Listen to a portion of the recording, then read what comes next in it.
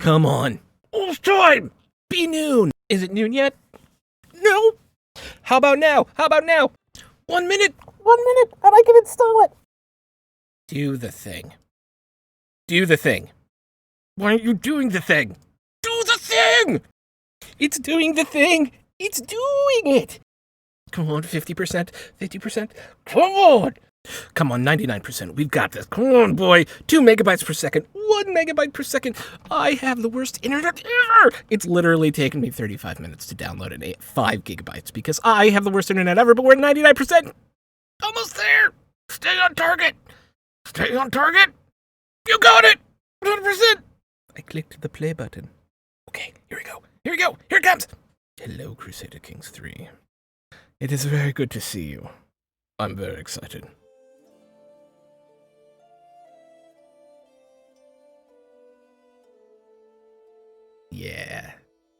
Yeah.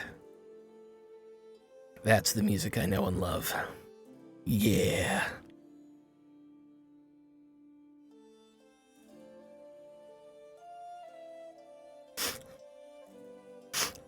Getting a little tear in my eye.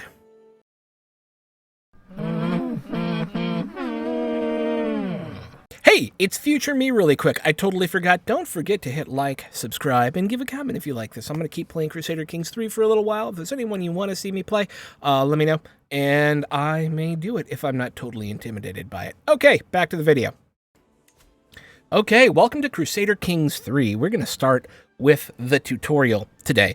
Play through the whole thing, and we'll go from there. My longer-term goal is to do a Strathclyde reunion, where we bring in the Strathclyde Scots, and then Wales, and Cornwall, and Brittany, and then that little bit of Iberia, into one grand family reunion. But for now, we're going to play King Murchad of Ireland. Let's go! I'm very excited. Well, that loaded quickly. You're a medieval ruler. Land is yours for the taking, through clever marriages and diplomacy or by way of the sword. There is no one way to win Crusader Kings, only different ways to enjoy the story that unfolds. Camera basics, yes, WASD. Cool. Zoom in on the map with the scroll wheel. Sweet. Different information is displayed in the different zoom levels. Yep, because it's like Imperator Rome, and God, that map is gorge. That map is gorgeous.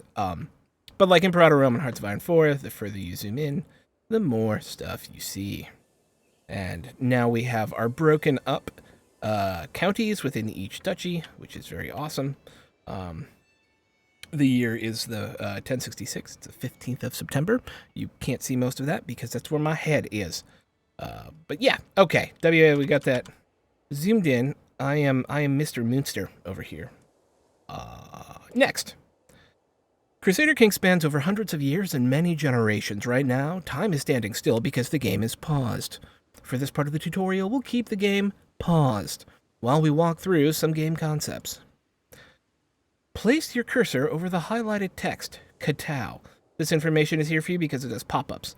Hover over the highlighted phrase inside the highlighted text. Neat! Good job. Yay me. I love a good pat on the back. All right, so, rulers of the land. Now let's talk about the game! Everything takes place on the map before you. The world consists of large and small pieces of land, each belonging to someone based on their titles, which is essentially a certificate of land ownership that your boss gives you, apparently. Titles are represented by icons with elaborate coats of arms. The icon representing your realm is set by your primary title.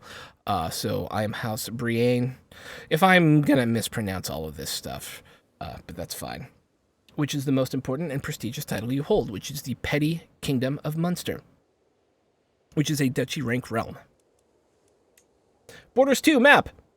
If you click your character portrait, highlight it in the character view, the borders of your realm capital, Luimenich, will light up. Outside of that will be the borders of your entire realm. Munster is your primary title, which is why your realm is named after it. You also hold the Earldom of Thomond, as a separate title. If you zoom out, it will read Munster on the map, as part of the map, because you are the top ruler of the area.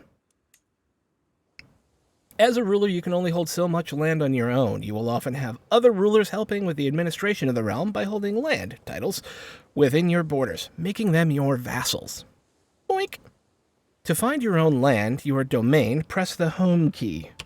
Done. And zoom in. Once closer up, you can see the blue labels. Oh, look at that. Louim, Nietzsche. Okay, the earldom of Ormond is held by your vassal, and that's this guy here. What up, buddy? This is the earldom of Ormond, right? City of Innis. Ooh, neat. Look at that. I love that. And then the sound effects are pretty great because we've zoomed in, and so now we can hear, like, cities and things. I understand. Characters. 3. Character. You are playing one of many characters in this world represented by character avatars. Your character is the ruler of a realm. You will need to make sure that your dynasty survives and thrives throughout the ages. Your titles give you power and control over territory and other characters, who might hold titles and land of their own. To continue, click on your character. Characters have skills, indicating their proficiency with a certain field. Some are like great talkers, while others prefer to make their intent clear on the battlefield. You have diplomacy, martial, stewardship, intrigue, and learning, just like Crusader Kings 2. Remember, since these are highlighted text, you can mouse over each for a breakdown of what they mean. Doot, doot, doot. I am good at fighting, and okay at stewardship, and not very well learned. Not very diplomatic, but I am temperate, wrathful, impatient. I'm a skilled tactician, gives me that +6 martial, nice. And I'm a flexible leader, which reduces the enemy advantage by 50%. Nice. Okay, traits. Characters also have traits which can affect skills as well as how they react to things. These are illustrated by icons in your character view. Some traits tell you about a character's personality, like fickle, calm, or generous. Other traits are specific to how a character has lived their life, such as your education trait or commander traits. Temperate, wrathful, impatient, and then commander traits. When a character chooses to behave against their personality, and this is a big change, it can cause stress. Traits can also impact how other characters react to you. Some people are impressed by the brave trait, while a lustful character is more likely to feature in salacious gossip. Ooh. Traits influence other characters' morality and greed, which can affect both their friendly and hostile actions. All characters, yes, all, have an opinion of one another, which drives their behavior. Low opinion can cause people to rise against you or be unwilling to help you. High opinion can, on the other hand, make characters more inclined to join your murder scheme or fall to your seduction. Gold! Gold! To help you further your goals, you will need gold. Among other things, gold pays for buildings and armies and bribes. Gold is collected passively from your holdings and vassals as tax. Larger vassals and more important holdings tend to give more tax. However, money is not all. Certain things can only be achieved by spending the right amount of prestige for religious matters, piety. Prestige, piety. Prestige is how respected you are. It can be earned over time by holding lots of titles, for example, or actively by such as marrying into prestigious dynasties or fighting as an ally in wars. Whenever you earn prestige, you build towards your next level of fame, which is new here because before you would be like, I want to become exalted among men, and now you can just do it by becoming exalted among men. Whenever you earn prestige, you build towards your next level of fame. Higher levels of fame make other characters think better of you and bring powerful ways to wage war. Doink! Piety. With a lot of piety, you will have an easier time interacting with your head of faith. As you are Catholic, this is the Pope. Piety can be gained passively from the learning skill and from various traits, or actively from choosing to do religious things such as going on a pilgrimage. You also have a level of devotion, which builds over time when you can gain piety and has a positive effect for your character. Similar to prestige, some actions require you to spend piety, like declaring holy wars, or if you want to create a new faith, which may happen but not in the tutorial. So spending piety like this is normal, and characters won't think the worse of you for it. I understand. Next, lifestyles. As well as traits, your character can also pick a lifestyle. There are 5 lifestyles, and lifestyles represent what you put the most effort into day in day, and each one has several focuses inside relating to it. Every focus gives you a unique bonus and makes events associated with that focus more likely to happen. Click on the highlighted lifestyle. Oh, it's right there. It's this little guy. Boop. Boink. Choose a focus. Obviously, I'm going to choose martial because I'm super good at that. Doink. Okay, so strategy focus. Luck can win a duel, a fool can win a battle, it takes more to win a war. +3 martial, and then 32 martial experience a month. Authority focus. To rule, +1 martial, dread gain. What does dread do? It's new. Dread is a measure of how feared a ruler is. Rulers increase dread by performing cruel and heinous acts such as torturing and executing prisoners. Dread makes it viable to play as a tyrant because unruly vassals can become intimidated or terrifying, make them too scared to oppose you. Love it! A character's dread can range from 0 to 100. Over time, their dread will tend towards their natural dread, which is defined by their personality traits. A dreadful ruler reaps the following benefits. Vassals are discouraged from joining factions. Vassals are discouraged from scheming. Increases vassal acceptance of things like title revocation. Increases offer vassalization acceptance. If I want to offer someone vassalization, they'll be so scared of me that they'll do it. Makes electors more likely to vote for you, to vote as you do. Makes vassals unlikely to oppose law changes. Nice. I'm not going dread in this case. I think I'm going to go strategy focus for now. We're going to keep it vanilla because we're just learning. Vanilla gorilla. I understand. Okay. Interacting. Now, having selected a focus, we can move on to other people. If you are new to this game, interacting with other characters is key, and you have many options on how to do so. Right-click on a character portrait, such as myself, and get a list of potential interactions, such as arranging marriage or initiating schemes. And I can right-click on my heir to do that. Nice. Oh, this looks so much better, right? This just looks so much better. Try to use and confirm the send gift interaction with your heir. Hair. Huh. Send gift. Oh, they will accept. Here, have some monies. Well done. You have successfully increased somebody's opinion of you. Certain opinion modifiers last forever, like family bonds. Others will wane over time, like the fading memory of receiving a monetary gift. I understand. Now, let's talk about your dynasty. As the game goes on, unless your character meets with an untimely accident or terrible disease, they will grow old and eventually die. I'm feeling fine right now. I'm not in great health, but I'm feeling okay. The story doesn't end there. It's only game over if you do not have an heir to your own dynasty. As long as you have heirs of your dynasty, which is the Brienne dynasty, your legacy will live on. When your character dies, you simply start playing a new one, the player heir. Depending on the type of succession your realm has, this is likely to be one of your children, perhaps one that you groomed into the role of a ruler. Your dynasty has its own coat of arms, which is currently highlighted and can be clicked for more information. Doink, might as well. Okay, I am the head of my dynasty. I can change the name of it.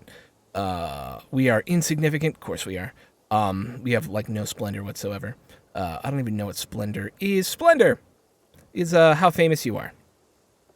When you gain renown. So the more renown you have as a family, the more your dynasty increases in rank. So not only do you increase in rank and prestige, but so does your dynasty. That's sweet. I don't remember that being a thing in Crusader Kings 2. It may have been, but I don't think so. Okay. Doink! Secession laws determine how all titles and resources are divided between the heirs when a character dies. You currently only have one heir, but let's take a look anyways. Clicky! Inspect the Secession tab. So I'm currently Crown Authority 1, but can increase to Crown Authority 2. I am currently in Confederation Partition, which is Gavelkind. And my gender law is male preference, agnatic, cognatic, and I have no designated heir. As a member of a dynasty, you also have renown, shared by everyone in your dynasty. Renown goes up whenever anyone in your dynasty gets prestige, and reflects how infamous your family is, rather than just you. Making significant strides in your renown will echo down the generations for your descendants, slowly increasing your level of splendor. As the dynasty head, renown will allow you to unlock dynasty legacies that will benefit all of you. Unlike prestige, renown remains after a character says, oh, okay, so instead of having the big chunky renown thing over here, what they do instead is they go, you now get levels of renown as a family, and that increases your overall splendor. I understand. Doink! And that allows you to unlock legacies. To ensure the future of your dynasty, you need family members. It helps if you're married, but we cannot promise that you will marry for love. Click on your character. Hello, Mr. Character. Let's get married! For unmarried characters in your domain, you can set up marriages or betrothals by right-clicking on the character and choosing Find Spouse, or Arrange Marriage. Find Spouse. What do we got? So this is great. I can literally now sort by relevance what kind of alliance I'm going to get. Like, what? Although she's not really a baby maker anymore. But I could get a potential alliance with the Holy Roman Empire out of that. Love it. Bohemia. Right. See, this is so much better. How much prestige I would get would be she's on top. Opinion of you, not that that ever matters. Oh, this little baby likes me. Choosing find spouse opens a list of potential spouses. They hail from courts all over the world. Choosing arranged marriage also opens a list of potential spouses, but only for people from the court of the character you clicked. Huh. Okay, next. There are many factors considering a spouse to help you out. There is a filter available for sorting among things to consider. There are alliances, skills, personality traits, expected fertility, and more. Boink. Politics, traits. Inheritable. Wink. Hail. She's 24. That might be right. She's got a 13. Ooh, I like you. You're Dutch. That's fine. Learning isn't great, but your stewardship's fine and your diplomacy's fine. Well, you're not good at that. You are lowborn, so I think I can still marry you because I'm Irish and it won't hurt me too much. But forgiving. Good. Temperate. And shy. Sure. Let's give it a go. Boink. Oh, didn't work. Oh, right, because it's still going to be like CK with this right click. Boink. Arranged marriage. No, wait. Doink. No. You were the recipient. Fine. Inheritable traits. Okay, we've got it. Marita, what are you? You're quick. You're actually better, actually. And you're probably landed, I would imagine? Arrange marriage. Wait. Do I just click on you now. So much easier. I'll lose 100 prestige, but I get a good inheritable trait out of it. With the quick. Yeah, she doesn't like me a lot, but it's fine. We'll make it happen. Soink. There we go. Greetings, my petty king, Murchad of Munster. I gladly accept your marriage proposal. You will be joined with my sister Mencia in holy matrimony. May Saint Bridget bless your union. Signed, Count Anico Lopez of Vizcaya. Excellent. Next. Get married. Excellent. May you live long and happily together. We recommend that you find a spouse for your son as well. Hey, kiddo. Spouse. Ooh, what are you? Ooh, a genius. Look at you go. You're like a whole thing. Okay. Doink. No, it didn't it not do the thing? Oh, I get... Because if you click on their portrait, it's one thing, but if you click on... Okay. Like, I'm all about the inheritable traits right now, because I'm a two-province duke, essentially. And so I don't care if we lose a little bit of prestige for longer-term gains. Excellent. I understand. Okay. Family is important. The player heir will always come from your dynasty and most often from your house. In the future, it won't hurt to keep an eye on your family and their line of succession.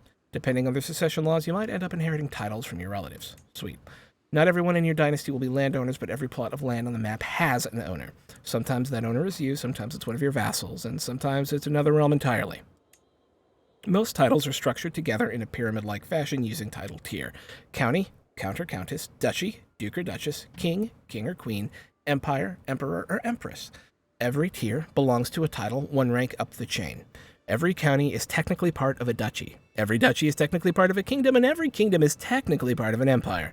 There are many dynamic names, and they move around, and you can be a petty kingdom instead of a duchy, and there are barons and counts and all sorts of different names for people as you go through, you get used to it.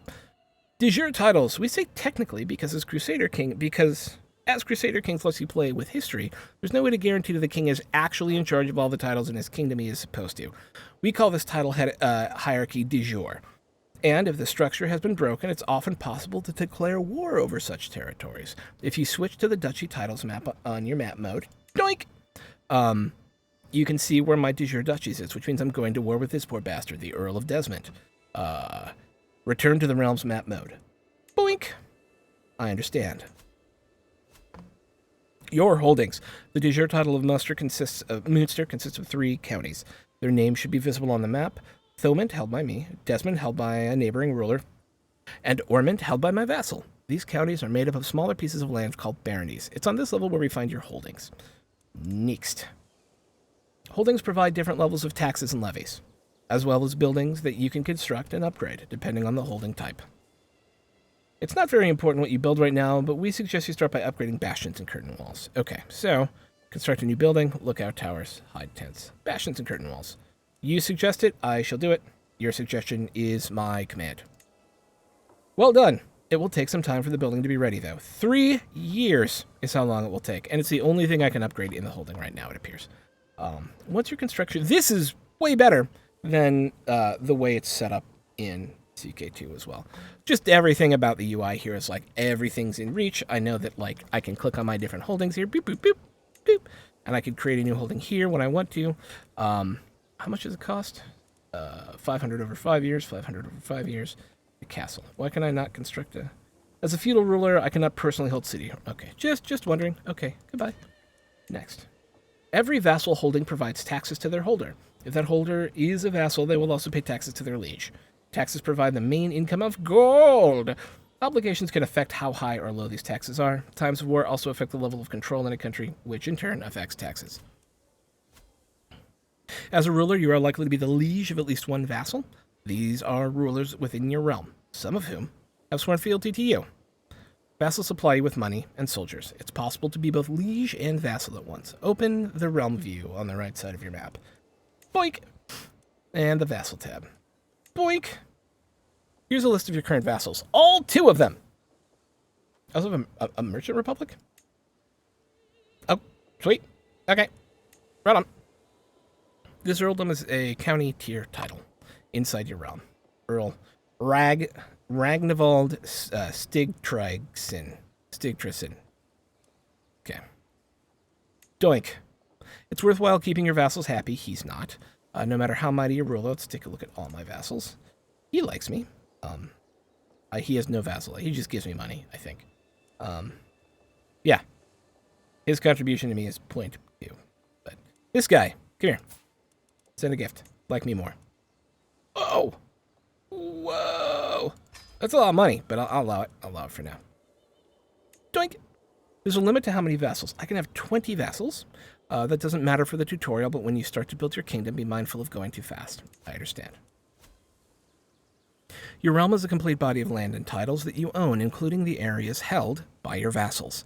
Right now for you, this means the counties, called earldoms, due to your Irish culture, of Thomond and Ormond. When domain is used, we are instead referring to the land that you own personally, without vassals. Thomond.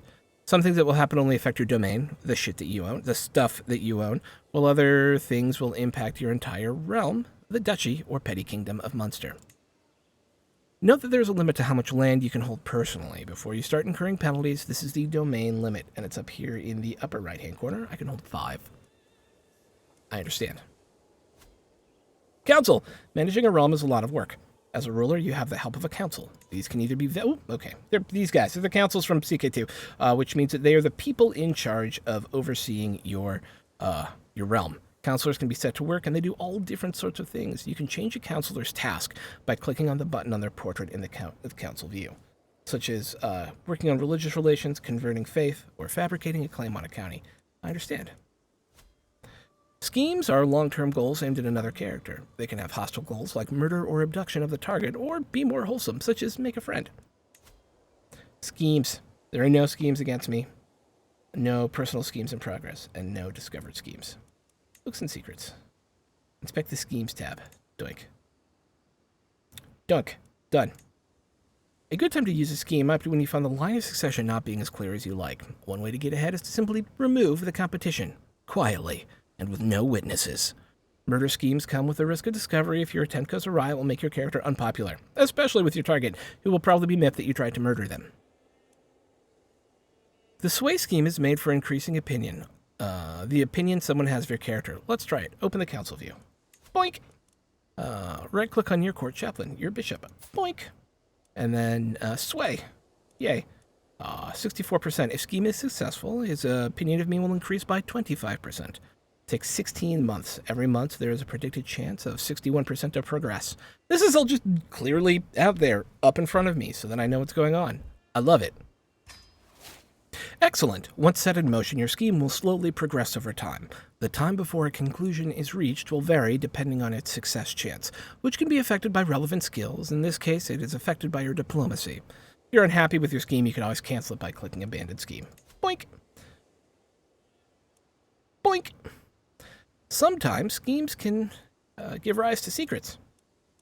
If you catch someone trying to commit murder, it's probably in their best interest to make sure you keep it quiet. You can also blackmail them to gain a hook. Hooks represent a favor you can call in with a particular character, encouraging or forcing them to do your bidding. As you play, you will find many different ways to gain and use hooks. When you start playing, experiment with it. I've gained a favor hook from Earl Ragnavold. This weak hook can be used for a number of things. One is to increase the obligation set by the feudal contract you have. To access the menu, go to your vassal list in the realm view. Go to your vassal list, and then right-click on his portrait, and then modify feudal contract. Doink. Okay, so that is where we get to feudal contracts, which can tell us how much we do in taxes and levies and all that sort of good stuff. I understand. War is an essential part of Crusader Kings. There are a lot of concepts to cover, but for now, let's touch briefly on some of them. So the most important things in any war are the battles, which are fought by armies. Most of your soldiers will come from levies, but you can expand your army by employing men-at-arms. Open the military view. So the most important thing in any... No, we got that already. Next. When a war starts, you will be able to raise your armies from the screen via the Raise All Armies button. Right there. Cool. When the war is over, you will have to disband your soldiers before starting another war. Rally points are mustering grounds for levies and men-at-arms. And under your command. Okay. Rally point. Rally point in Luminach. Oh, okay, they're just rallying on my boss right now. Cool. To start a war, you need a legitimate reason, a casus belli, against another ruler. There are various ways to obtain a casus belli. You might have de jure titles that make you the rightful liege of your target, you might inherit claims, or you could pursue holy wars against nearby infidels. Although these are the most common, there are dozens of different types of casus belli for you to discover as you play. I understand. Almost there. Soon we'll let you unpause the game. There are just a few things to go over first. Firstly, it's important to know that there are 5 different speeds available for you to play at, and you will be able to pause or change the pace whenever you want. Secondly, for certain important events, the game will auto-pause for you. To start the ticking of time, unpause the game by clicking spacebar, or hitting spacebar, or clicking. This will let days, months, and even years go by. Armies told to do so will move, events will occur on screen, letters will be sent, and characters will age. I understand. Now, as a first task, let's remind your neighbor, the Earl of Desmond, who his rightful liege truly is. And if it happens to expand your realm, so be it. Using the character interaction system that we went over earlier, and selecting him via the map, declare war on the ruler of Desmond. Is that you? Yeah, Matt Carthick of Desmond. You should already have a valid casus belli, as his title is a de jure part of your realm. Go get him, boys! Yep, seize the earldom of Desmond. Enforce your demands, I will gain the county. He has an inferior amount of dudes, and it will cost me 100 prestige, which I have. Declare war. Does it actually cost me 100 prestige? It does. It has a cost. Okay. Now, as a first task, let's remind your neighbor that you're... Oh, we did that. Okay. Wink. So, armies have successfully declared a war. Next, you should rally your armies. A button has appeared at the bottom of your screen. Raise all armies. Oh, that's nice. It's just there. Lovely. But you can do this from your military view. Wherever your rally point is where they go. I understand. To move your army, I should probably unpause. To move your army, left-click on the army on the map and right-click on the area you want them to go. Perhaps the enemy capital. Ooh, hey, wedding celebration. So I will take the prestige because I'm doing okay on money. Yay. Aw. And we are all set up and ready to go. So let's go take them out. So this is the best part. Now all of the counties, you can move through them, and the terrain actually matters. Like, this is hills, a good place to defend, right? Wetlands, a bad place to defend. Plains, of course, and forest. And apparently there are some places armies just won't fight, and they'll try to get out of as well. I understand. Now that your army is moving, it's probably heading into battle with enemy forces. Pause. This can be a head-on encounter with other armies, or the start of a siege. We are currently fighting. Our advantage is 20 in our favor. Because we have a martial skill of 22, we are leading our own soldiers, and we have the never back down trait. They have a martial skill of 9. With 222 soldiers left against 585 of ours. We have 10 knights to their 4 knights. We are elite to their superior quality, and we are currently in the early battle phase. Now, if they're defeated in the early battle phase, they will be completely destroyed, stack wiped. And they were. All right. Our Knight Muric, maimed. Oh, wow. A bunch of our knights got hurt. Sad. Severely injured. And see you later, alligator, as we murder that dude. And then we can actually see what we did there. Gained 20 to our war score, gave us 23 fame. We lost 29 to their 131. And they are GTFOing to the water. Okay, that's on them.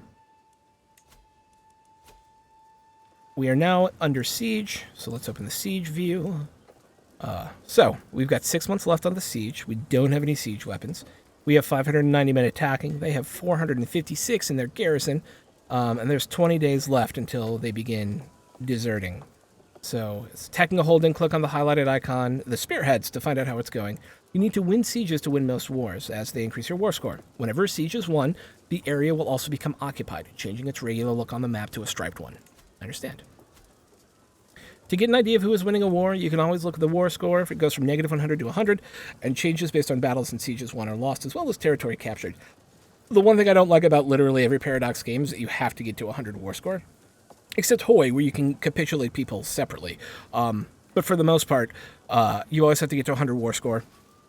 And there's no way to, like, do a negotiated peace where maybe you've been fighting for a long time, both of you are kind of running out of dudes, and maybe you're winning by 75% so you can get some of what you want. I haven't seen a way to do that. There may be a way in CK3 that I don't know yet, but that has always been one of my annoyances. I guess EU4, you can take different provinces. Maybe it's just been Crusader Kings where you only get 100%. Maybe I'm wrong about that. It's been a long time since I played EU4. Doink. Victory, wide peace, and defeat. Okay. Victory is, of course, winning and getting to 100 war score. White peace is you've both kind of hovered around 0, and neither of you has an advantage, and you can just break out. And then, of course, defeat is defeat. We're going to increase his speed by 1. And so he is now over here attempting to siege this, but can't because he doesn't have enough dudes. That's what that means. So he's just going to sit there and be sad. And while he sits there and be sad, I will siege down his territory. War score is at 100%.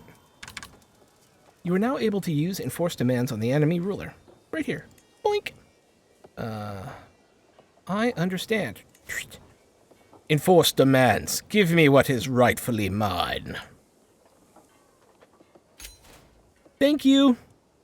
You have gained the contested county, and he became a vassal. Congratulations on your victory. You have now experienced what it is like to make it through an essential part of the game.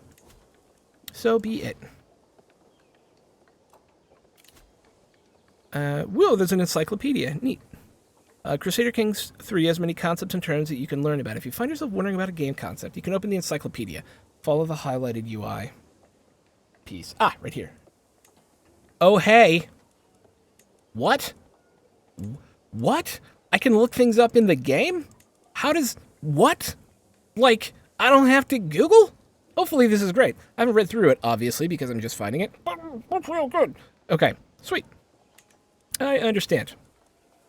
And then, of course, issues, instead of being a long bar across the top, are now in this awesome little stained glass thing over here. What now?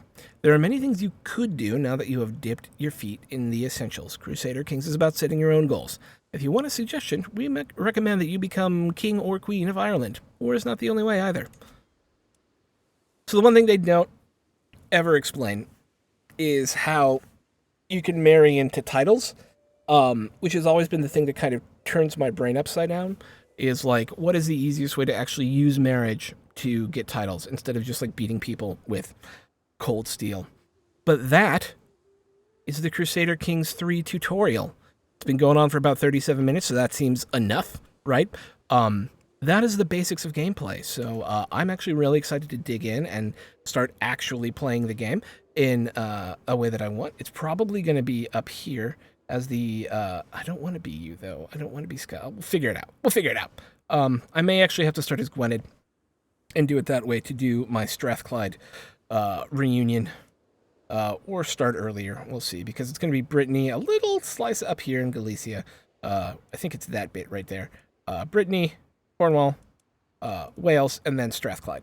So that is going to be my first campaign. It's going to be super exciting. So thank you all for hanging out with me, checking out the whole tutorial, kind of getting our hands around the new UI, which is gorgeous. And I'm really excited to start digging in. I'll see you in the next video. Later.